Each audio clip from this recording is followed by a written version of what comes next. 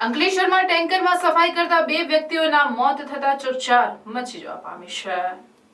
અંકલેશ્વરમાં આવેલા HB road lines and water supply ટ્રાન્સપોર્ટમાં કેમિકલનું ટેન્કર સાફ કરવા માટે ડ્રાઈવર અંદર ઉતર્યો હતો।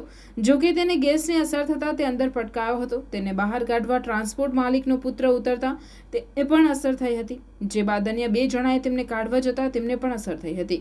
ઘટનામાં પહેલા ડ્રાઈવરનું અને બાદમાં માલિકના પુત્રનું મોત થયું હતું, જ્યારે અન્ય 2ની હાલત સારવાર બાદ સુધરી હોવાનું માલુમ પડ્યું છે। અંકલેશ્વરના ભડકુદરા ગામ પાસે કાપોદ્રા પાટિયા પાસેની સુંદરવન સોસાયટી ખાતે રહેતા ગિરજા શંકર પાલના પિતા હરિશ્યામ પાલ માધવ ઇન્ડસ્ટ્રીયલ પાર્કમાં HB road lines and water supply transport ધરાવે છે। તેનો નાનો ભાઈ ભાવિન હરી તેમની ટ્રાન્સપોર્ટ ઓફિસે કામ કરતો હતો। તેમના ત્યાંનું એક ટેન્કર સાફ કરવાનું હોય તેમનો ડ્રાઈવર સુનિલ રાજારામ પાલ ટેન્કરમાં ઉતર્યો હતો। જો કે તેને ગેસની અસર થતાં તે અંદર ભટકાયો હતો। અરસામાં આવીને ભાવિને તેને જોતા તે પણ તેને બહાર કાઢવા અંદર ઉતરતા તેને પણ ગેસની અસર થઈ હતી।